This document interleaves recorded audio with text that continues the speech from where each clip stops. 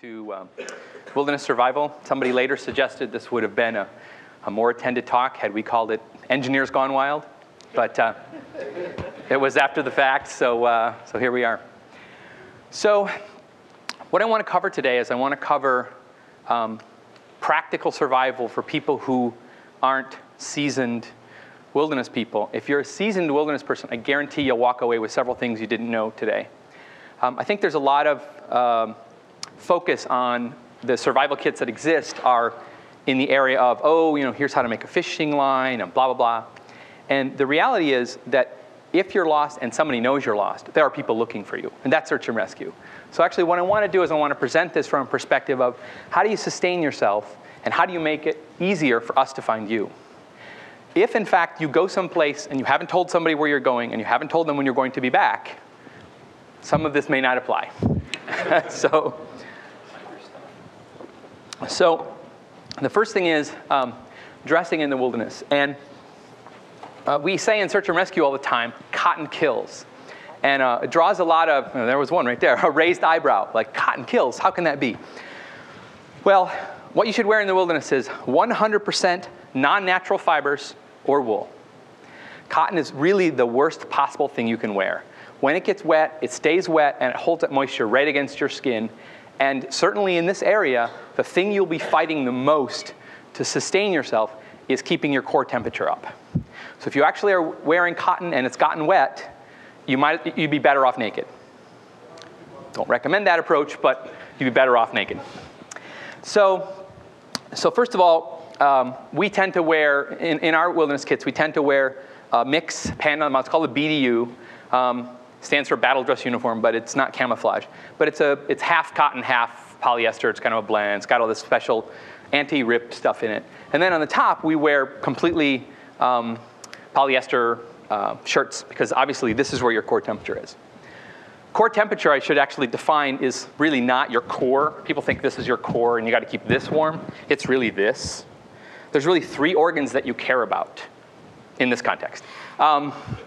There is your heart, your lungs, and your brain. And when those three, when they start having troubles, everybody starts having troubles. So you'll often see people talk about if your feet are cold, put on a better hat, because this is where you lose most of your heat from. So we'll go into that a little bit more. So what we'd like you to wear in the wilderness looks like this, because when we're trying to find you, we want to know where you are. And this might be batteries not included, but actually we tend to wear things like this. Long sleeves, they don't have that in long sleeve, otherwise I would have shown you that one. But we tend to wear this because the reality is when you need to stay warm, you need to stay warm. So you need long sleeves. Anytime we're doing searches, they're always where there's more poison oak than you can ever imagine. So if you want to know how to avoid poison oak, come talk to me later. And choosing bright colors is really great. It actually brings up an interesting conflict, which is that if you choose colors that happen to be similar to the colors of pollinating flowers, you will attract bees. So be aware.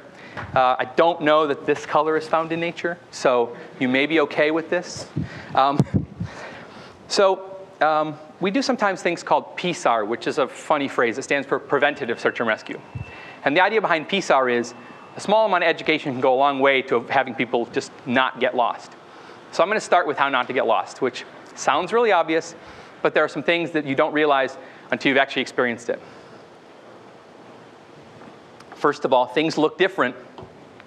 When you left on your walk and the sun was just coming up, things look a lot different when the sun's going down. So the perspective of the sun is going to change the appearance of the terrain. If you're on a trail, and I think some of you have probably had the experience to be walking along on a trail, and you'll get to the end, or you'll decide that you're only going to spend 3 hours and it's been an hour and a half, so you're going to turn around and go back. You go back and suddenly you realize there's a fork in the trail. And it's like, where did that come from? I didn't see that fork coming out. Well, those are the kinds of things that catch people, because then they're really sure they know which of the two forks it is. And I think you'd be surprised that it's less than 50% they get the right answer. So the solution is actually a simple one, which is anytime you have a a terrain change. So if you're walking along and then suddenly you're kind of going uphill and then suddenly you flatten out, or you're walking along and suddenly you start to dip, or you're walking along and it starts to bank to the left, or you're walking along and it starts to bank to the right, stop, turn around, and see what it looks like going the other direction. That is probably the most important thing. If you don't learn anything today, that's the most important thing. Well, next to telling people where you're going and when you'll be back. It's surprising how many people actually don't realize they're lost because they're sure they know their way back. And then by the time they realize they're lost, it's starting to get dark, and then it's a much more dangerous situation, not only because of the cold, but because they're not equipped to actually deal with the fact that it's going to be dark and they're going to be trying to sustain themselves. So it's often better to figure out that you're lost and start acting within 2 hours from sundown. Rough way to check for 2 hours is you hold a hand at a distance, and 2 hands is 2 hours. Kind of a rough way to do it. I suppose if you're in Alaska, in summer, that can be I don't know, really big hand maybe. So let me look at my ordering here. Okay, so once lost. So I want to cover signaling, and I'm using somebody's kit here. But I want to cover signaling, and I want to cover it from a couple of different perspectives. And this wasn't the one I wanted, but.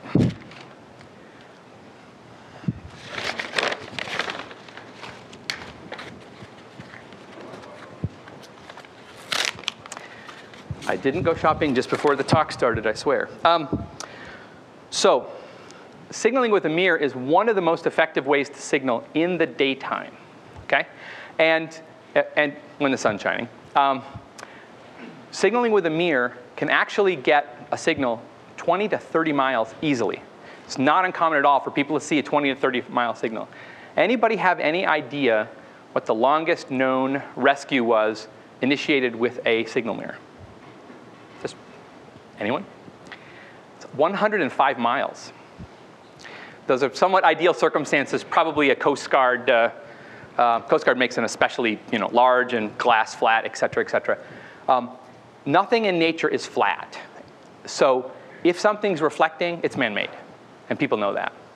So before you can learn how to signal with a mirror, first of all, you have to figure out who you're signaling to, and that may be aircraft, that may be hikers, that may just be that you're signaling to an area that you believe to be inhabited. Either there's power lines that you can see in the distance that are there, or whatever, because you may in fact not be mobile. You may have hurt yourself and you need to signal. So the first thing is figure out who you want to signal. The second thing is, if you're going to signal effectively, you need to know if you're right-eyed or left-eyed. Right-eyed or left-eyed. The longer version of that is right-eye dominant or left-eye dominant. So I bet most of you don't know, if you're a hunter and you're firing a weapon, you probably know intuitively whether you're right-eyed or left-eyed, because if you're right-handed and left-eyed, you're going to be a terrible shot using traditional position. So the way you can tell is put your hands together and make an opening, hold it up, pick an object that's somewhere in the distance, whatever, and if you think you're right-eyed, i.e. if you're right-handed, close your left eye, and if the object does not jump out of way, then the eye that's still open is your dominant eye. If you switch, you'll suddenly realize that when you're looking just through your non-dominant eye, the thing just jumps completely out of the way. Does everybody kind of get that? Make sense? You got it, or are you ambidextrous?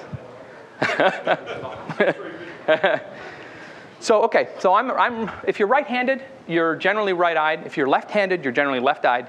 If you're actually one of the crossover positions, excuse me, you'll see hunters who are right-handed and left-eyed. If they look this way, they're actually not looking with their dominant eye, and they're not going to hit anything. So they actually have to lean across the barrel and look down with their other eye.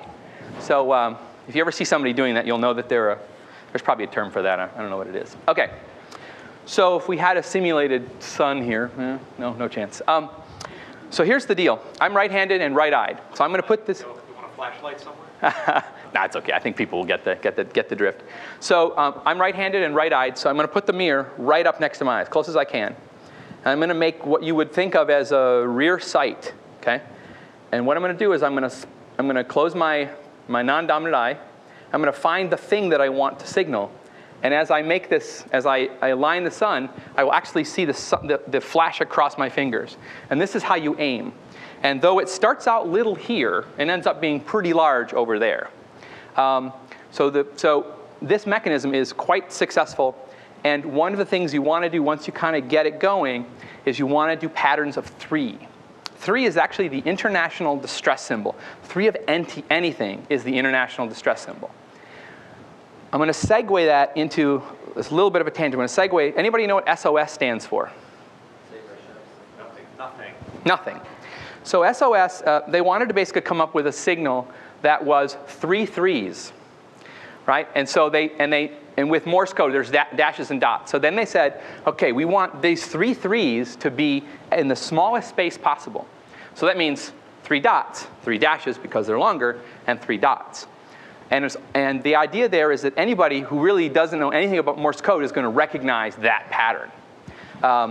And somebody later said, well, actually, if you divide that into 3 pieces, the first one would be an S, the second one's an O, and the third one is an S. But it's actually not done with spaces, so if you're into Morse code, you won't actually ever hear that space between them. SOS was some kind of reverse engineered acronym that came up. So this is actually a really, really good way to communicate to somebody where you are in the daytime. In the nighttime, and this was something I learned not too long ago from actually one of our Special Forces friends. So I love this one. This is, let's grab a different one. These are chemical light sticks. Chemical light sticks are really wonderful for this application. This says it expired 5 of 95, okay? So I'm going to prove to you that it hasn't expired. And I don't know why they have such aggressive expiration dates on it, but if you're frugally minded, they dump these things when they get closer to the expiration date, and as you can see, 12 years later, it still works. So it'll be really embarrassing if it doesn't work. So I am going to steal something here. It's almost the problem having too many toys in front of you. You can't decide which one you want to show. Okay. So, by the way, how many of you have trouble with your cordage, that it gets tangled? This is the way to go. I don't know what this is called. It's probably knitting by some people's standards. But it's a really, really incredible. First thing I do whenever I get cordage is immediately weave it up like that, and it never gets tangled. So, okay. So what's that? Is that what that's called? I never really knew what it was called. I just know how to do it. So. Works for all the extension cords too. Yeah, absolutely. So in fact, this case, you can do it a single or a double. So in the case of a double, right? And it's just wonderful. All I can say is it's just wonderful. And it doesn't take long to do. So, I don't actually have to undo the whole thing. I just thought I'd do it. It was fun. So when signaling during the night, you may want to be seen by aircraft overhead, or you may in fact want to be seen by somebody who is actually at a peer level with you, or even potentially below you. This actually is quite bright, and it has, the human eye tends to notice things which are perfect circles, perfectly straight lines. They don't exist in nature, right? So this, apparently the Special Forces guys really elongate this thing like to 10 feet or something, and helos can actually see them quite nicely. Some of us like to live dangerously. So, and then what's really nice is that you can make a signal. This will also, they have different hours and they have different brightnesses. So for signaling, they have some that only last 2 hours but are unbelievably bright. They make smaller ones, longer ones. These chemical light sticks are your friend, and they have a very long shelf life, as you can see. So I will get into hypothermia a little bit, or more than a little bit. I'm just sort of going with the prop-oriented things a little bit first here. So that's just called daisy chain. Now I know what that's called. Okay. The part of what prompted me to sort of propose this talk was the family that got lost, the Kim family, right? And some of the things they did were, in our search and rescue community, you can imagine the kinds of conversations that are happening. And one of the things that he did was he left, but he didn't pick a particular direction, and he didn't stick on that direction, and he didn't mark where he had actually been. So I thought I was going to be able to buy more of these today to show off. This is called flagging tape. I'm actually, tell you the truth, I forget what community uses. Arborist, maybe? I'm not sure. Is that what it is? Okay. Okay, and this is the friendly kind that biodegrades in the sun after a few days, few weeks, few months, whatever. This is actually, this is really good stuff, but this is kind of a chunky size, right? I mean, you don't want to have this in your survival kit. So what we do with our friend duct tape is the same thing we'll actually do with this. So what we do with duct tape, and duct tape is your friend in your survival kit. This is going to be one of the most important things in your kit, believe it or not. You have a big roll of duct tape, which is, go to Costco and you can't walk out with more than 7 of these, okay? We wind off onto something small, and you only need maybe 20, 25 feet or something. What I did here was I took some Post-it notes, thank you Google, wrapped it around a pencil, wound it off. Is that considered fair use or reasonable? I don't know. And so it's literally just kind of a soft cord center, but what's really nice is it's very small. So we do the same thing with this. We wind off, a few feet of this, and the idea is every 100 meters, you tear off something and tie it, so that if somebody's following you, they're going to know that you're going to do it every 100 meters, right? So you can do that by counting steps. I tend to just count left steps. So, and what is it? I'm trying to remember what it is. It's like, I think I'm. Yeah, I'm trying to remember if I was like at 55. I'm trying to remember the numbers now. Was I 55 or something? I forget. But the point is that sometime when you're near a football field, just kind of pace out, and you'll know kind of how far that is. And then you just literally tie this kind of stuff off, and it doesn't take much, and it's pretty bright. I really want them to make it in this color. Communicating where you've been and communicating where you're going is really important. So the other thing is, if you're in a place, and this is harder in the winter, but you want to communicate where you're going, or at least where you think you're going, the directionality. So again, nature does not have anything that's perfect. So take a row of something, logs, rocks, anything, and make a straight line. If you make a straight line, aircraft flying over will see it. People on foot, if they have any altitude at all, will see it. Make something that's perfect. If you want to get the attention because you're actually in trouble, go with something like a triangle, an equilateral triangle. That's 3 of something, and it's a perfect shape. Okay? So, and these things don't take a lot of effort. In many cases, you can, if you can find something to build this out of, you can communicate that, where you are and what you're doing. Okay.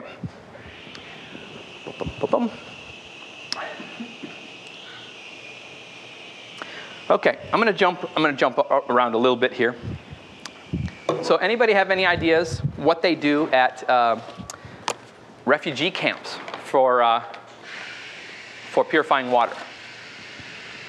They have, a few thousand people suddenly show up, and they can't give them all hand purifiers. Anybody have any idea? Pretty close. I think I told you this the other day, didn't I?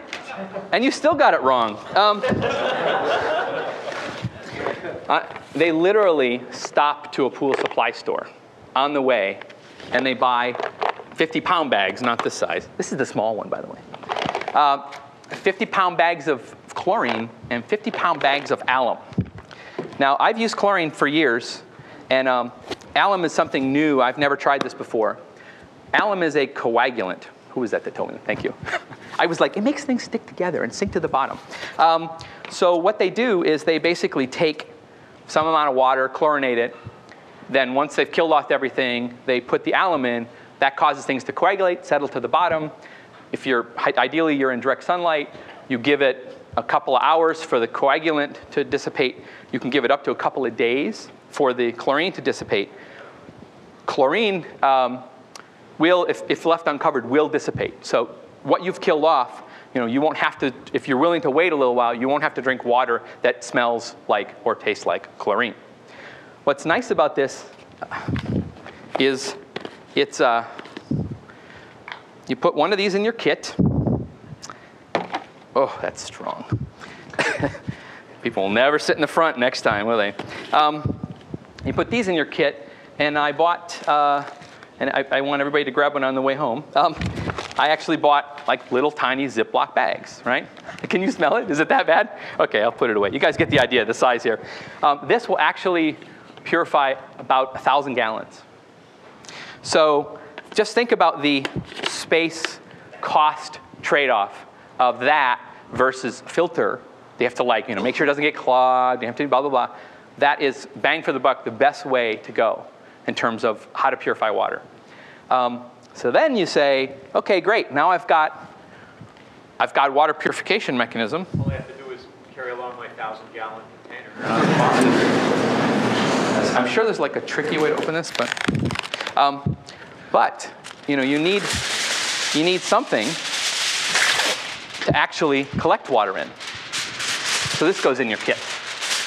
This is a very useful thing that's in your kit because you can make any kind of shape out of it. If you're trying to collect water from an unusual location, if you have a fixed shape item, it's sometimes hard to get the opening of your fixed shape item in the appropriate place to catch water, be it water that's dripping or whatever. It also can be used for cooking. So again, what you put in your kit is something we can buy in bulk. By the way, I'm not selling kits. I'm not selling kits at all. My theory here is that if kits aren't cheap and if they aren't small, people won't carry them. And if they don't carry them, they don't help them. So one of my goals here is to actually make the kits so small that they will fit. It's a two-part kit, and each part will fit in your pocket. So and this is kind of the size I'm shooting for. This is the size that I'm shooting for.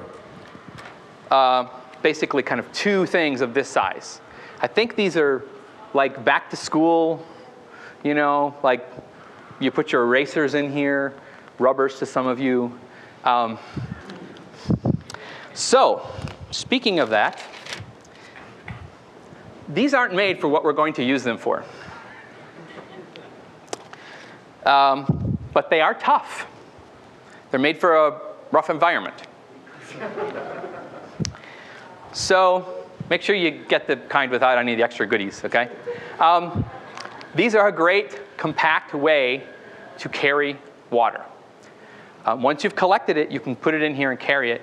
And according to the guy at the pool store, this is not so caustic that it will eat through this. It will take a couple of weeks for it to eat through it. You should be home within a couple of weeks. So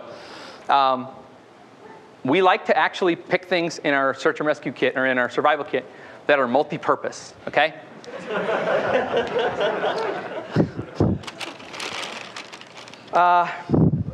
So let's talk a little bit about heat retaining. And yeah, I can't bend, so I'm going to have you just. So open this up and get into the heat retaining position, which is you're trying to reduce your surface area.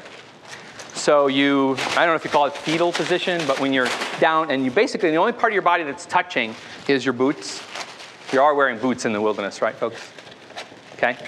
Now, mind you, his hands are warm, okay? If you wait until your hands are really cold, your space blankets are not going to be your friend. You are going to spend a long time unwinding your space blankets. So these are like, you didn't leave, so there you are. What's that? Am I cowering here? Yeah. Now you just over your head, right on, right. And then you get down into this. Yep. And so the idea here is that you're actually lowering your total profile. These are wind resistant. These reflect your heat back. They are unbelievably light. I'm going to get them further back there. Got to get a better arm. Oh, over the fence. And also, this has a reflective side. Now, you should actually keep the reflective side in. But in fact, if you have craft or somebody coming by, you can flip this around. This is not something found in nature. So this also draws attention to yourself. Thank you. And if any of you have actually experienced space blankets, there is now a new generation. Not the ones I threw out are actually ones I had in my stock, but these are new generations. We can hand this around if people are interested. It doesn't crinkle as much. It feels a little more plastic, a little more It's a little more durable, so it's practical to actually make shelters out of that.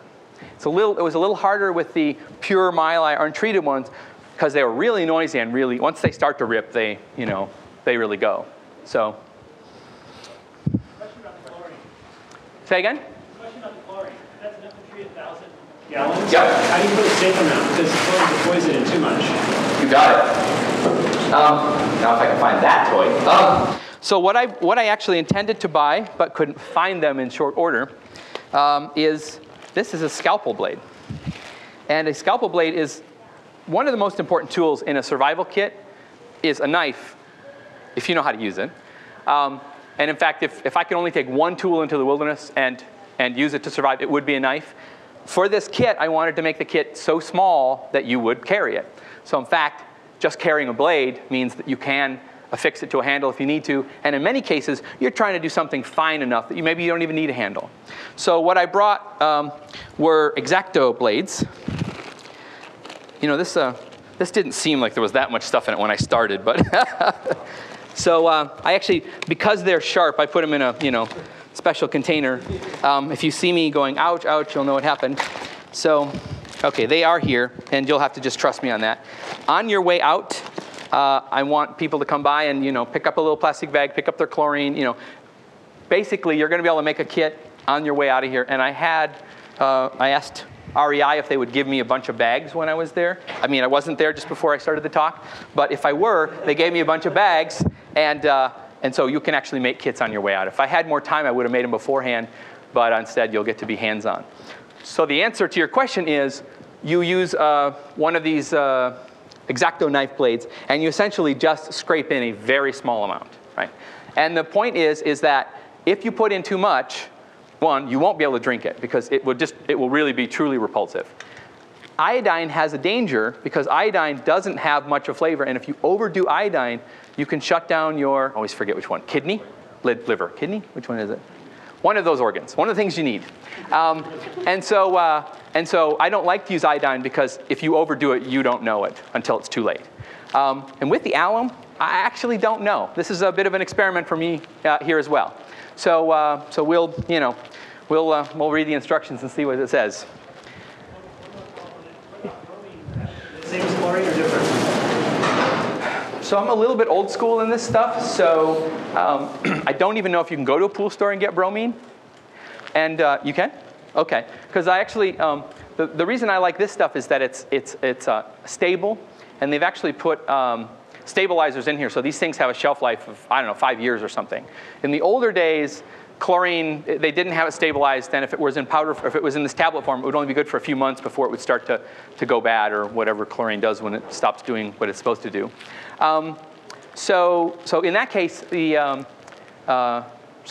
don't really know if bromine is better or not, but I know that if you go to like REI or whatever and you buy all these like individual little tablets, now you're in this position where I've got this tablet, and how much water should I put in it, or do I break the tablet or not? It's better to start with something big and then just kind of shave off what you need. That thing will last you, many years. So, how are we doing on time? Because do you have any idea here? Oh, so we're halfway. Okay. Okay.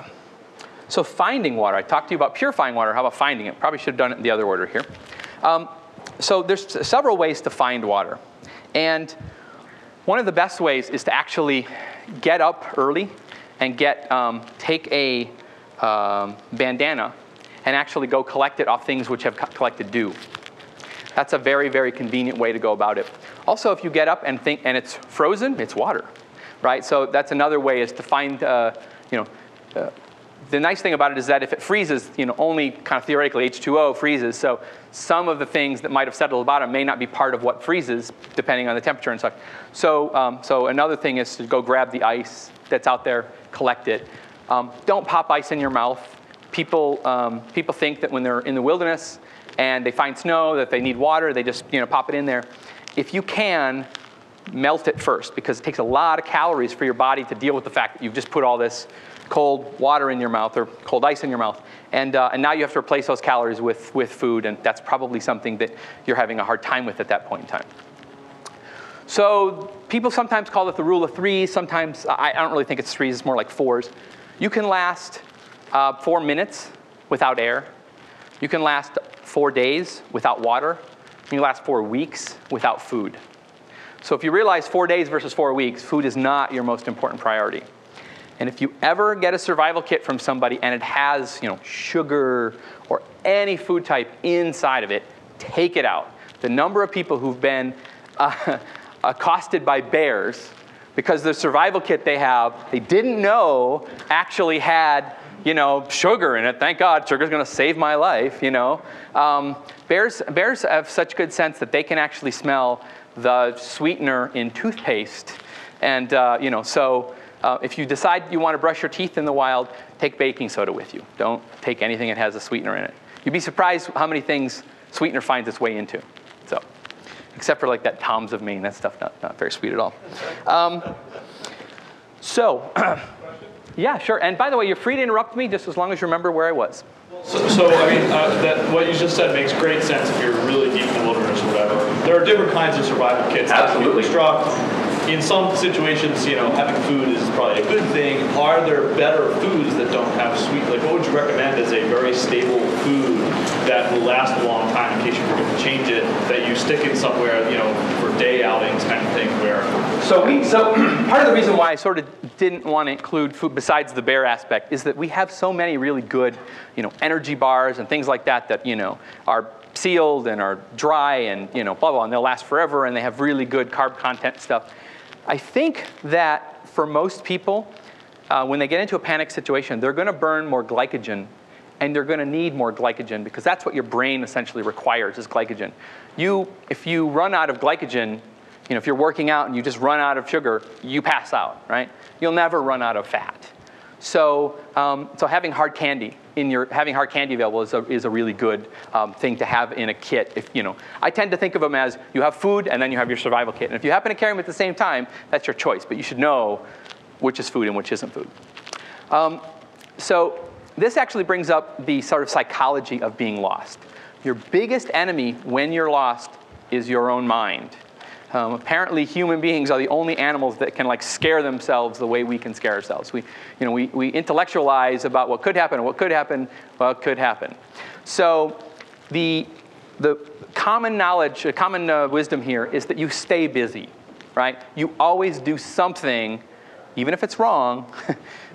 You always do something that makes you feel like you're actually doing something to change your situation.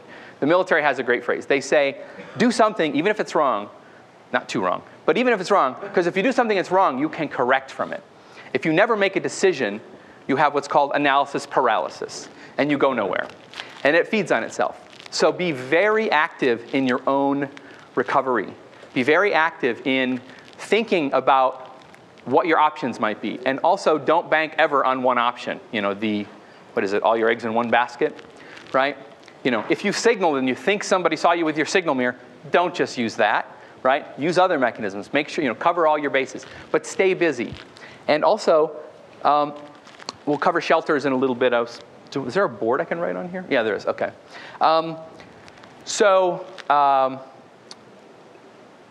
When you build a shelter and when you end up spending the night in the wilderness, and maybe you can comment on this. And by the way, please chime in if you have a different experience. If you're in a survival situation and you're not really well prepared, don't expect to sleep at night, right? Expect to survive and make it to morning, but don't really expect to be getting comfortable enough to sleep. People have to find that nighttime is where their head plays with them. And it's 2 o'clock in the morning, 3 o'clock in the morning, you've been cold for a while, your head is just playing with you, and that's the toughest time of your whole survival experience. And then as the sun comes up, just like, it's a new day, right? You in fact, you start to become more optimistic about what can happen. Or the sunlight's hitting your eyes and you're getting whatever the drug is that gets released in the brain when light hits your eyes. And so just think about the nights as just surviving them. And during the days, you'll be warm. You'll probably have some time on your hands, so you'll be able to sleep. So don't worry yourself sick by the fact that you're not really sleeping at night. And there are some people who say you shouldn't sleep at night because sometimes people fall asleep and never wake up. But again, the attitude is everything. The guy who Something to worry about. yeah. Rewind. The gentleman who cut off his own arm because he had to get away from the boulder that had crushed his arm and everything. So several semi-scientific studies came out afterwards to sort of determine what the personality is of a survival. What's a person who has a good survival personality? And again, it was sort of semi-scientific, but it was interesting. And the basic premise was that you have a broad spectrum of emotional capabilities. Like the person who's unbelievably passionate, but also really can be really logical and really, so if you have sort of traits that are on opposite ends of each other, then they sort of say that you have a wider range of things to draw on. So I was going to say bipolar, but that's obviously a whole different thing. But some axis, if you're on both ends of that spectrum of that axis, that's considered to be a really good survival trait. So don't hold it against us. The rest of us should just not go outside. Well, part of the reason I got into search and rescue and everything else was simply that I want more people to enjoy the outdoors, and I want them to have less worries that if things go awry, that they're really on their own. Because the people who are in search and rescue, this is all a volunteer thing, many ex-military, and it's really can be a pretty impressive group of people. This is all totally volunteer. This is their passion. And if you're into search and rescue, you train a lot. If you ever see me in a grocery store line and I'm waiting, I pull a piece of rope out of my pocket and I practice tying my knots. Okay? Because you need to know how to tie your prusik blindfolded. You need to be able to feel if your prusik is correctly tied. You need to be able to break the knot and retie it. So I have to keep my hands busy, and this is the safest thing to do in public. Did I say that out loud? Boy, there's so many toys in here. So by the way, if you ever decide to include matches, and by the way, I don't really think matches are that important, believe it or not. I think unless you really know how to build a fire, and unless you know all the various things, matches are going to give you false hope. Because you're going to be like, oh, I'm just going to create a fire. I got matches, right? There's more to starting a fire than matches, right? So in the respect of you stay dry, you stay out of the wind, you seek shelter, it's a rare situation where you're actually going to require matches to survive a night. It might make it more comfortable, but I think the false hope of trying to create a fire, not creating it, and then having that big letdown, oh my God, I didn't create a fire, I'm in big trouble, that's actually much worse. So I have matches, but don't worry about them. This is an ACE bandage. And I love ACE bandages. And if you're ever in the wilderness and you get hurt, an ACE bandage is your friend. But we like to do things multi-purpose. Sometimes we call it highly repurposable. An ACE bandage is, kind of a generic thing. The best way to carry an ACE bandage is in the shape of a T-shirt. And you just you spiral cut, and you end up with an ACE bandage. So, and if you're lost, you should probably be willing to cut up your T-shirt. That non-cotton T-shirt. So, okay. I don't know if I brought this, but sometimes, and we do this in the field, we want to actually have a medical kit. I don't know if I brought it. We want to have a medical kit, and the medical kit is a personal thing, right? Depends on what you think you'll need, right? So if you're in fact allergic to bees, you better have your something I can't think of what it's called, the Epipen. Thank you very much, which I was going to bring today. So you should have your Epipen. If you're somebody who tends to twist their ankles, you ought to have an NSAID, non-steroidal anti-inflammatory drug. The best way to build one of these kits, and no, I don't think I have it here. Best way to build one of these kits is to actually go to Costco, get together with about 20 friends, go to Costco and buy the 400 count, 800 count, whatever they are. The many count thing of acetaminophen, also known as Tylenol, diphenhydramine, which is also known as Benadryl, absolutely, I forget what it's called, but the anti-diarrheal medicine, right? Because if you get diarrhea in the wild, you're going to lose a lot of moisture, and that's not going to be good for you. Buy all these in the large quantity, and then we buy fly fishing tackle boxes, the little tiny thing like this, and you can put about 2 days worth of each medication in each of the little compartments, and you have 6 or 8 or whatever the thing is. And the most expensive part of that is the tackle box, because you'll end up paying about $2 for your emergency medical kit, your emergency over-the-counter medicine kit. If you're a parent and your children have ever had an allergic reaction to anything, and I mean just like hay fever, buy an Epipen. An Epipen is synthetic adrenaline. It's actually, the Epipen is in a form factor that I think was designed by the Army. It's a self-injecting mechanism. So you inject in the leg. They make them smaller for children. And what the Epipen does is the Epipen actually helps you deal with anaphylactic shock. And if somebody has ever had an allergic reaction to something, that means that there's potentially something out there that maybe they've even interacted with before that will, in fact, cause them to have an anaphylactic shock. And there have been lots of stories of people that never been allergic to anything in their life, and they ran into something they never ran into before, and boom. Anaphylactic shock is where your respiratory tissues essentially swell shut. And once they've swelled shut, there's nothing anybody can do for you. You're done. So an Epipen is synthetic adrenaline, which is a vasodilator. And that vasodilator will, in fact, cause the swelling to go down. And it's the only thing that will save your life in that situation. If I can only take one medical device or medical mechanism into the wilderness, most everything else I can live without. I might be in more pain or whatever else. But when you need an Epipen, that is the only thing that will save your life. And don't get just one. Because the first one will cause it'll stop the swelling from continuing. But after the adrenaline wears off, the body's pretty good at absorbing that. It could actually start up again. So they say minimum of 2, realistically 4. You have to get a prescription from a doctor, but as far as I know, it's not an abused substance, so I don't think you'll have any trouble. I don't know how you'd abuse it, but I guess people are adrenaline junkies, so it's possible. So now we are recording, so I shouldn't say this, but it's also dual purpose. So if you've ever seen, thank you Hollywood, if you've ever seen Hollywood where they show somebody flatlining in an emergency room, beep, and they say, oh, quick, he flatlined, let's shock him. Okay, first of all, that's completely wrong, right? You never actually shock somebody who's flatlined. If somebody who's flatlined, there's only one thing that will get the heart started, epinephrine. Okay, the only thing that will get the heart started. The reason you actually use an AED is you've got the heart is actually beating, it's just out of sync. The 4 chambers have to all kind of operate in synchronicity. So the heart's actually like working really hard, it's just no blood's going anywhere. So what the AED does is essentially cause them to have a muscle contraction, causes the whole heart to have a big muscle contraction. And then when it lets off, and the hope is that the heart will sort of pick back up. So now when you're watching with your friends, you can say, oh yeah, most people have no idea what they're doing.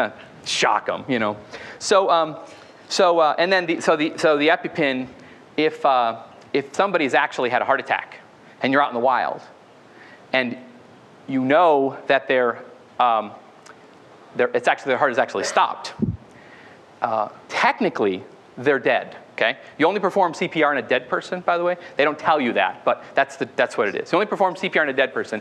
So if the person is dead, there's not much you can do to make their situation worse. So if you have an Epipen, and there's no beehives nearby, whatever, and then in the EMT tradition, I'm a wilderness EMT as well, and in the EMT tradition, we have protocols, so we can't do that. But what we can say is, I thought he was having anaphylactic shock. It looked like that to me, I'm just not very good, but that's what I thought it was, yeah. So is this a Pulp Fiction scenario? Because shooting somebody in the leg with an Epipen and the heart's not beating is not going to get the adrenaline to their heart, right? So you have to... So actually, the circulatory system and the body tends to diffuse. So when you put something in, if these things go right into muscle, and they will actually be absorbed through the system. It's better if you actually do it closer up to the heart, right? But I'm not really comfortable giving anybody advice on that. So the point is that, if you get the wrong place, Robert said, just stab it somewhere nearby. No.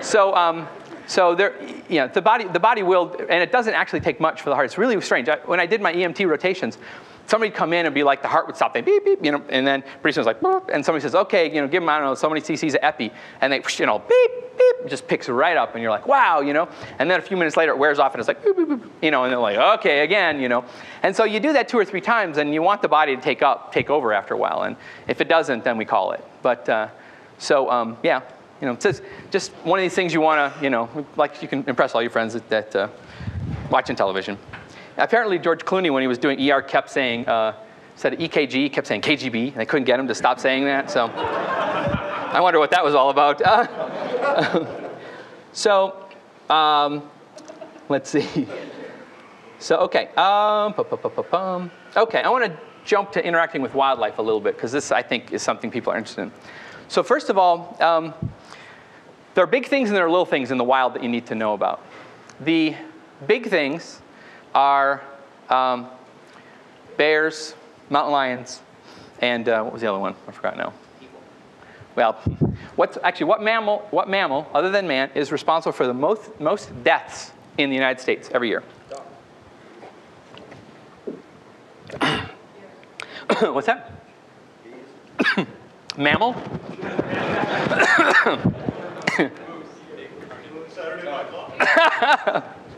Deer. Yeah, I mean, they're not attacking us, but, it's worth knowing, right?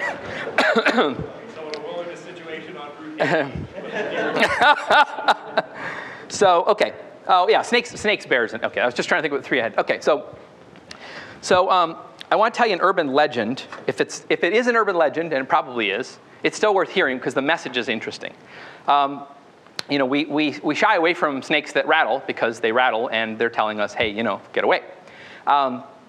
And so apparently in places like Texas, again, this may be an urban legend. In Texas, they have these things called rattler roundups, where they actually try to get rid of the great huge populations of rattlers. And the way they find these rattlers is by their rattles. So what they do is they are selecting all the ones that have rattles, and they're killing them. And so now you can get bit by a rattler, and that rattler does not have a rattle. So that may be an urban legend, but I think the point is still interesting and still valid. So, for what it's worth, sometimes think of the small rattlers. I don't know, rattlets. I don't know what you call them. But the baby rattlers also have venom, and they haven't actually. They're the teenagers. They haven't actually learned how to modulate the venom. So you can actually get more venom from a baby rattler than you can get from an adult. The adults can give you dry bites. They don't want to give up their venom because it takes a lot of energy out of them to create venom. So they'll if they're feeling threatened and they have some depending on the situation, they may or may not give you venom. But if you get bit by a little one, they may not have a rattle first of all at that point, because a rattle is a function of as they get older. So any snake bite you should deal with as if it were venomous. In any situation, in any medical situation, when you are actually, if I get a cut on my arm, the rule of thumb is compression and elevation, right? This is the one place where compression and elevation is not what you do. Compression is bad because you're pushing the venom further into your system, and elevation is bad because now it gets to your heart faster and easier. So you actually want to do somewhat the opposite. You actually want to keep it below the heart. You want to keep that person calm, and you want to, whether you do, well, I won't go into the whole X thing. You draw the thing, blah blah blah. You have cavities, but sometimes actually even putting it in cold water or cold surface will actually cause that part of the body to actually distribute that poison at a slower rate. So if you can actually slow down the absorption of it, depending on how much you got, that's actually okay. So let's see, bears. You can intimidate a black bear very easily. You should not try to intimidate a brown bear. Unfortunately, brown bears are not always brown. Black bears are not always black. So, and the way you identify them is basically by the shape of their head, etc. So, the thing with bears is that you do not want to surprise a bear. right? That's the thing. So if you're walking through the wilderness and you're by yourself and you think you're crazy for doing this, but just hello, Mr. Bear, anybody out there, blah, blah, blah. Just make yourself known, because the attacks that happen because you came up on the bear, you caught him off guard, maybe he's eating, maybe he's going to the bathroom, right? Because they're vulnerable then, and they know other people know they're vulnerable then. So there's a few situations where you're going to really inflame them, or young's there, mom's there, bad situations. So communicate just by speaking up, or if you have something which is 2 pieces of metal, just make 2 pieces, click 2 pieces of metal together. Some people put a cowbell when they hike. They have a cowbell. It just makes this kind of noise. No, it's not the dinner bell. It's just something that's not natural. And it's not wood. It's not something the wind is creating by cruising through trees.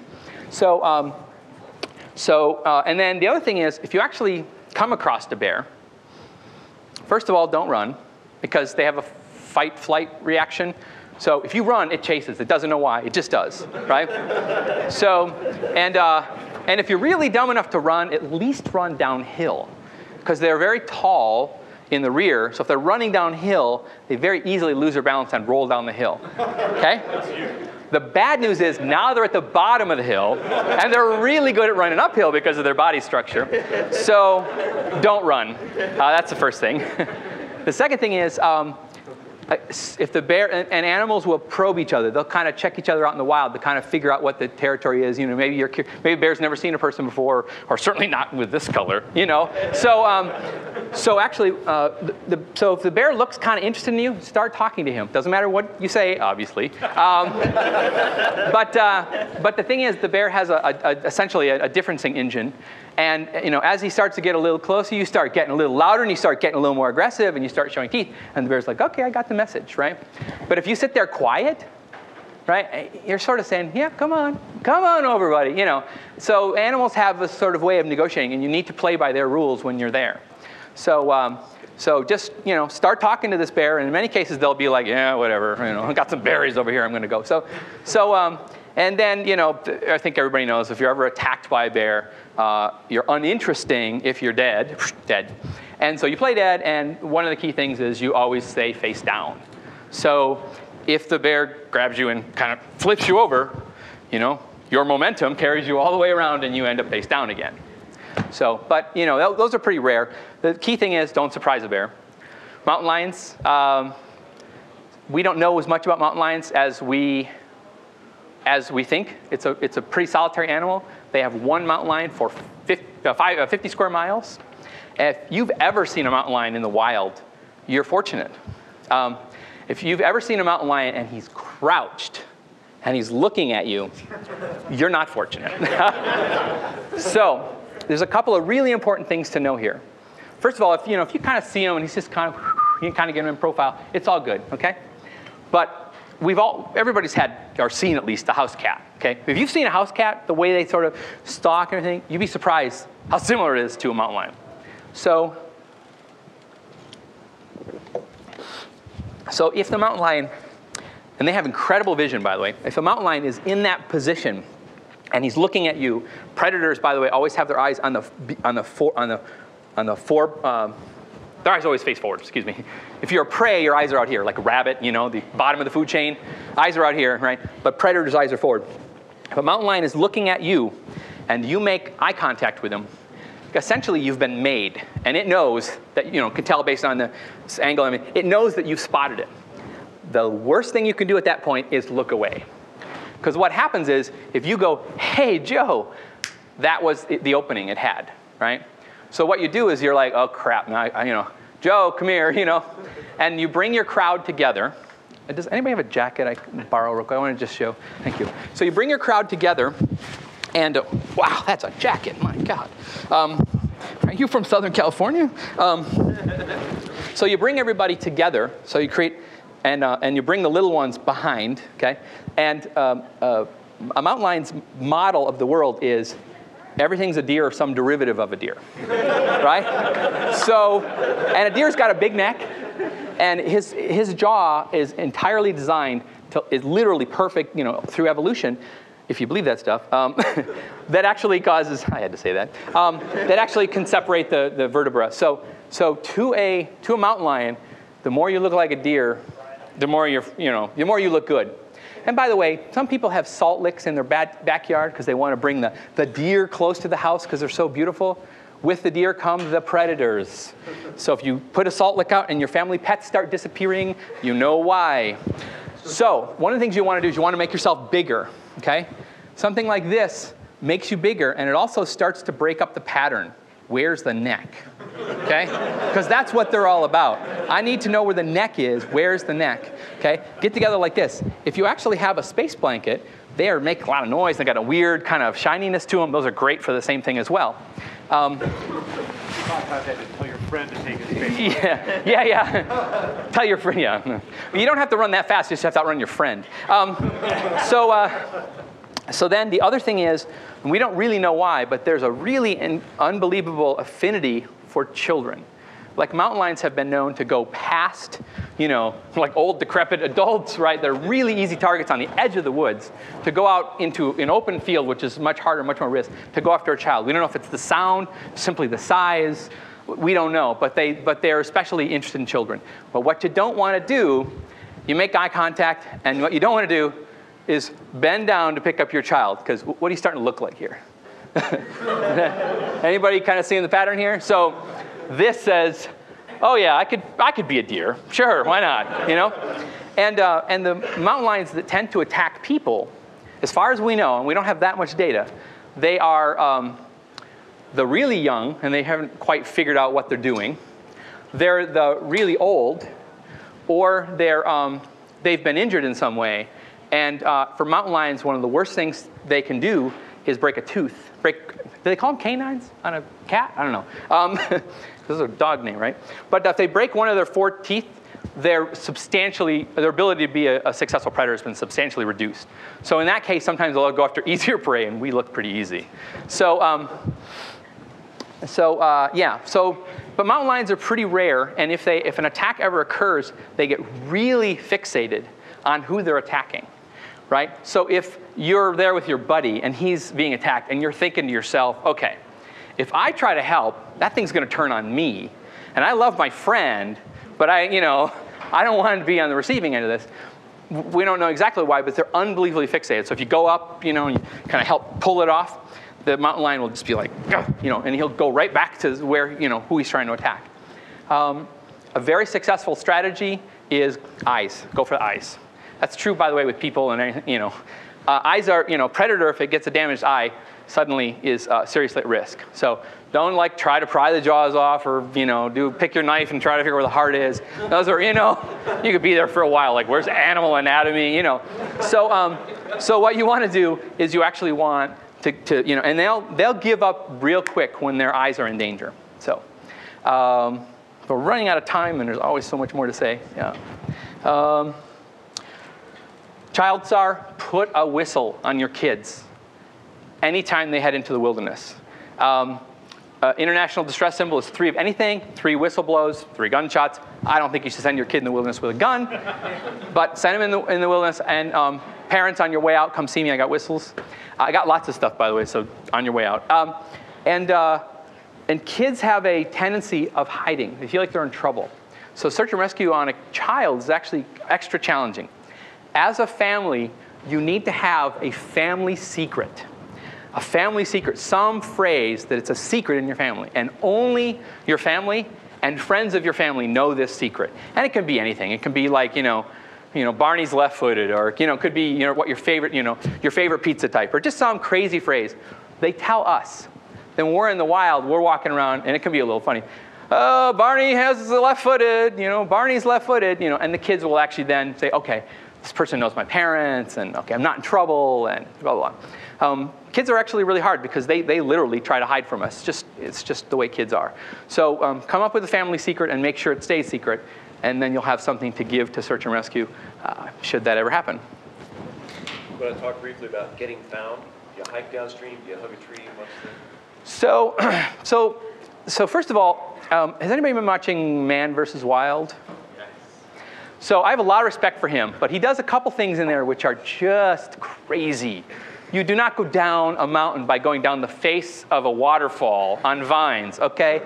Most injuries in the wild actually happen near swift water. okay?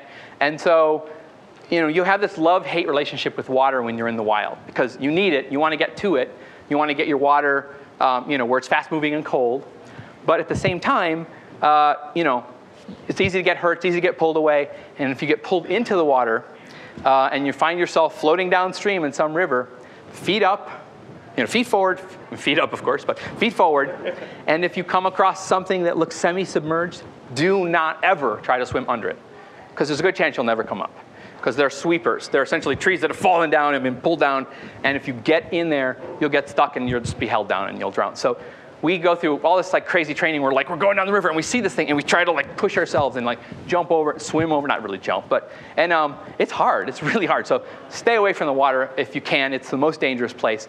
If you're completely in the absence of all roads, going downhill and following the river is the quickest way to find civilization. With children, they have a program called the Hug-a-Tree program, where if a child is lost, we tell them to stay put. That's where the Hug-a-Tree idea comes from, because they have a lot of energy and they can climb a lot of places we can't, and they don't tend to follow the profile, right? Like adults would be like, okay, what's the easiest way? It's like, I can go up this hill or I can go down this trail. It's like, I'll go down the trail. Kids are like, I'll go up the hill, So it's much harder to find them. So we just sort of say, stay put, assuming that somebody knows they're out there. So anyways, there's a lot more detail to cover. Sergey has actually asked me to give a talk on starting a fire with simple wood tools. So I think we may have another talk at some point in the future. And like I said, I have a lot of gear here, and I kind of would like people to come by and pick things up. We have plastic bags, which are should be part of everybody's survival kit. I have to show off this one thing if it's here. And this is the coolest flashlight I have ever seen. There's been a lot of advances in LED technology. So this is the flashlight. And it snaps onto a 9-volt battery. And depending on the battery and such, I think this is has 100 hours or something. It's unbelievable. And in fact, what people often say is, they replace their smoke detectors every year. And they pop it in, they take it out of the smoke detector, put it in here, and it's amazing. And this is actually the most expensive part of your kit. It's going to be $14. But everything else is $2, $1, $2. So again, I'm not selling anything. I just am sort of saying that these kits, when put together correctly, can be very inexpensive and very small, and thus people will actually carry them. Than some of you. So we're always learning, and in particular when it comes to interacting with wildlife, because there's only been 50 cases worldwide where we have actually any data on mountain lions, for instance. So yeah, but would people be interested in some kind of follow-up, something more technical, or I actually have only done about half of what I really could cover here today. I really didn't cover the kit as much as I was hoping. Well, everybody knows about whistles. I told them about the whistles, 3 things. Oh yeah, one last thing, direction.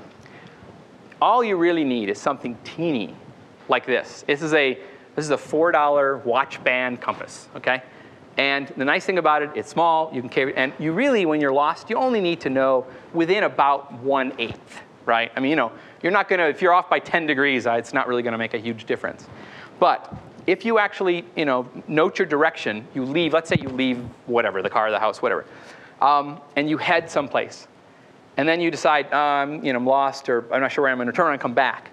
And you think, okay, I went due north, so now I'm gonna turn around and go due south. If there is actually if it's on a road or something like that, don't try to go straight back. Because what'll happen is you'll go straight back and you'll get to the road and you'll say, okay, so it's either to my left or it's to my right. So the best thing is to just aim off by 10 degrees so that when you hit the road, you have to go right. You'd be surprised how many people, they hit the road, they turn the wrong way, they go for a long distance the wrong way, because they're sure it's just around the corner, Must have been really off, must have been real. By the time they turn around and come back, they've really kind of lost the mental edge that they have. And these kinds of decisions, surviving has a lot to do with your mental position. And so a lot of the advice I'm giving is things that, don't practice self, what's the phrase I want? Don't practice debilitating behavior. Don't practice self, what's the phrase I'm looking for? Help me here. Thank you, that's it, what you guys said. So I would love to do more, so maybe we'll set up another one, and thank you for your patience. And please come by and pick up stuff, because otherwise I have to carry it home.